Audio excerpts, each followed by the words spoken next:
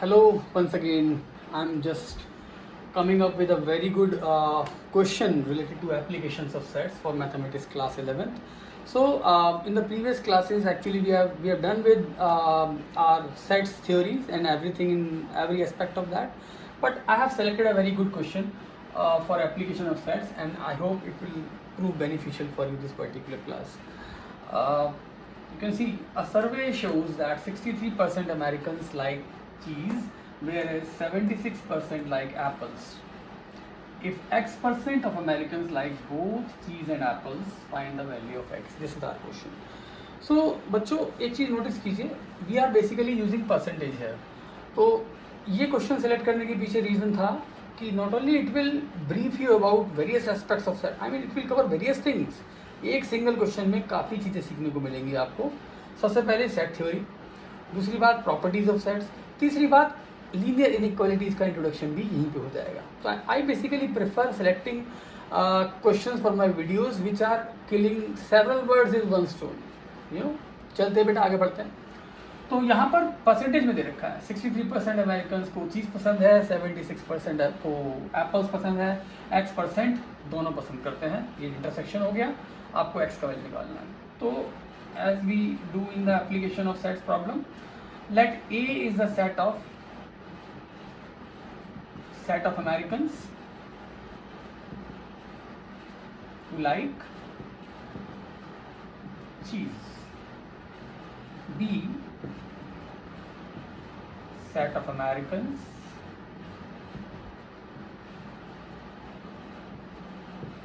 who like apples. And let, क्योंकि percentage में deal कर रहे, तो let the population of America be 100. Let the population of America be 100. ठीक है बच्चों, नोटिस कीजिए एक बात कि आपको ये फॉर्मूला तो जानते हैं, number of elements belonging to A union B is equal to number of elements in A plus number of elements in B minus number of elements belonging to A intersection B. Right बच्चों, अब क्योंकि आपने population को 100 assume कर लिया है, तो अब आपको परसेंटेज देने की जरूरत नहीं है. Let this be a number now. Right, तो अब एक काम करते हैं बच्चों, अगर मैं इस ए इंटरसेक्शन बी को इधर ले आऊँ, because this is the value we want, and A has to be here and B has to be here and A union B has to be here. Right bachcho? So what about NA? NA has to be 63. What about NB? NB has to be 76. And what about NA union B? Let this be here only, minus NA union B.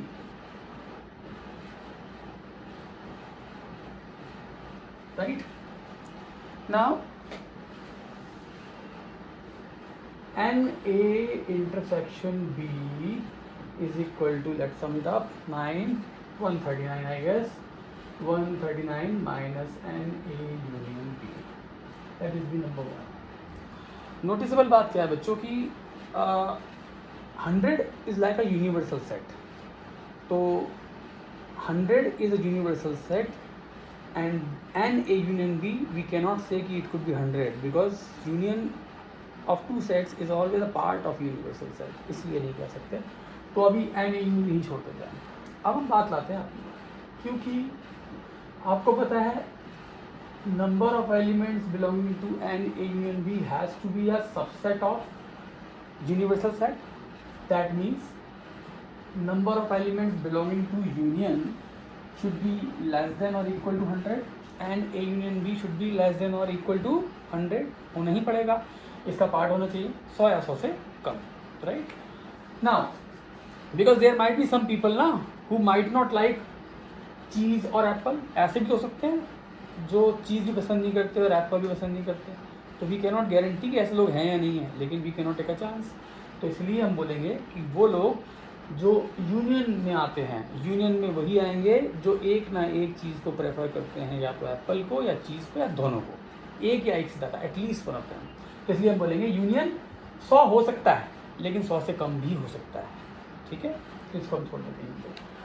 इस question को crack करने का, ऐसे जितने भी question आएंगे वो crack करने का तरीका मैं आपको बताता हूँ कि ये तो हमेशा इंटरसेक्शन निकालने वाली बात होती है। ये इंटरसेक्शन वाली जो इक्वेशन है उसको यहाँ क्रिएट करो।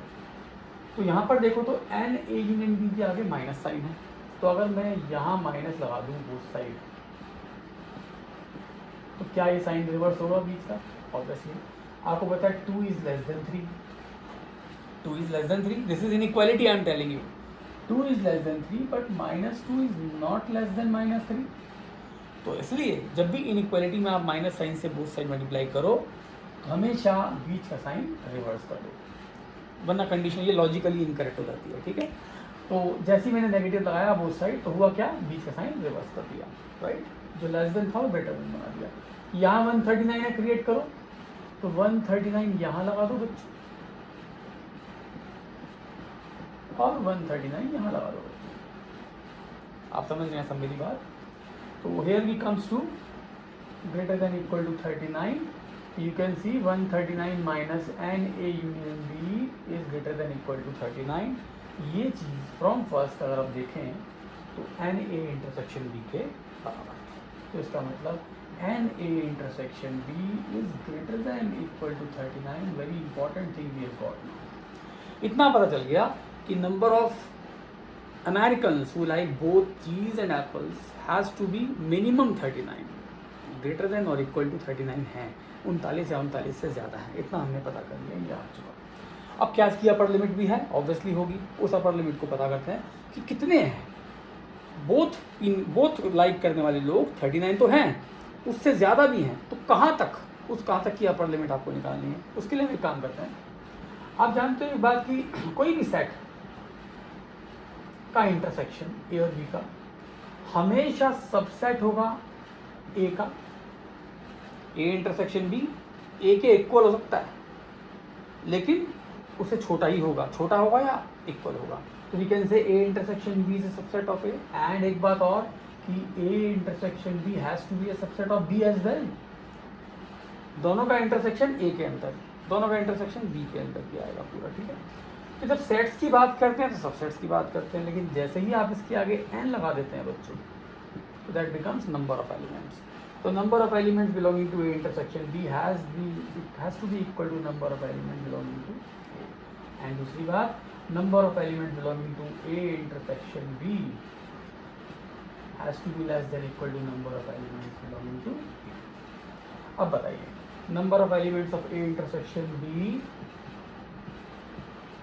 Less than equal to n A. And क्या था हमारा n A? Number of elements of A 63 apple पसंद करने वाले थे। एंड ये कहता है number of elements of A intersection B has to be less than equal to n B that was 76 चीज पसंद करने वाले थे। दोनों बातों को कल्मिनेट करते हैं। ये कहता है इंटरसेक्शन 63 या 63 से कम है, और ये कहता है 76 या 76 से कम है। तो क्या लेना चाहोगे यहाँ पे? यानी 63 या 63 से कम, 76 या 76 से कम। तो इसके लिए मैं एक तरीका बताता हूँ आपको। यहाँ 63 लो, यहाँ 76 लो। ये कहता है 63 या 63 से कम, और ये कहता है 76 या 76 से कम। दोनों का काम कहाँ हो रहा है? इन दोनों में।